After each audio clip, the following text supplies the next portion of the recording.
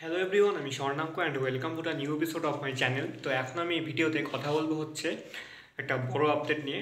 বড় মানে খুব বড় না, তবে আমার মনে হয় এটা একটা ইম্পর্ট্যান্ট আপডেট। সেটা হচ্ছে সলমান খানের ঈদে সিনেমা আসছে অনেকটা সময় পরে। এর আগে এসেছিলো কিসি কা ভাই কিসি কি জান, এটা এসেছিল 23 সালে, তারপরে 24 সালে আর আসেনি। 25 সালে আসছে ঈদে সলমান খানের সিনেমা, এবং যেই সিনেমাটার নাম হচ্ছে সকলেই জানে, যেটা সলমান খান প্রডিউস করছে এবং সাথে সচিন নাদিয়াদওয়ালা প্রডিউস করছে, এবং সাথে আর এরা দুজনেই প্রডিউস করছে। সিনেমার নাম হচ্ছে সিকান্দার, যেখানে রশ্মিকা মান্দানা রয়েছে এবং মানে হিরোইন হিসেবে রয়েছে, এবং রয়েছে হচ্ছে সত্যারাজ, আমাদের যে কাটাপ্পা তিনি রয়েছেন, এবং প্রতীক বাপ্পা রয়েছে, আমাদের সলমান যোশী রয়েছে, যিনি রিসেন্টলি গার্লি আপ্পার মেডিকেল ড্রিমস সিনেমায় টিচারের একটা খুব গুরুত্বপূর্ণ রোল এবং চরম ভালো রোল করেছেন। এছাড়া আরও অনেকেই রয়েছে। তো এই সিনেমাটা আসছে হচ্ছে 30শে মার্চ, মানে ঈদেই আসছে, এবং রবিবারে মানে 23শে মার্চ সিনেমাটা ট্রেলার রিলিজ করছে। দেখা যাক ট্রেলারটা কেমন হয়। টিজার তো বেশ মোটামুটি ভালোই রেসপন্স পেয়েছিল এবং গানগুলো ঠিকঠাক হিটও হচ্ছে। তবে আমার মনে হয় সিনেমাতে খুব ভালো রকম একটা ভাইব দিয়ে দেবে। এটা প্রথম আপডেট ছিল। দ্বিতীয় আপডেট হচ্ছে একটা তামিল সিনেমা আসছে, যেটা ডাইরেক্ট নেটফ্লিক্স রিলিজ করছে। সিনেমাটার নাম হচ্ছে টেস্ট।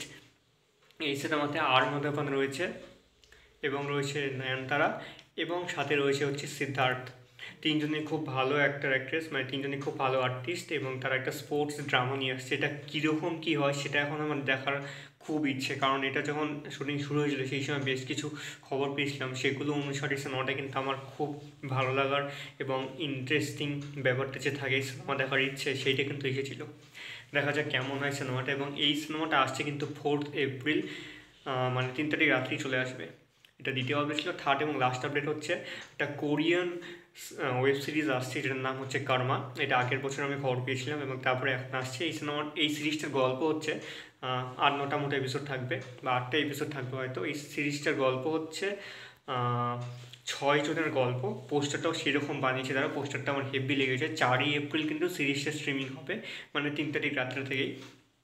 এই সিরিজটার গল্প হচ্ছে 6 জন রয়েছে মেইন লিডে, তাদের মধ্যে কি কানেকশান, এবং তারা নিজেদের ডিজায়ারগুলোকে পূর্ণ করার জন্য কার কিভাবে কি ক্ষতি করছে, এবং তার সেই ক্ষতি করার জন্য মানে সে কার্মা যে ফিরে আসে ব্যাপারটা, সেটা কতটা তাদেরকে ধাক্কা দিবে।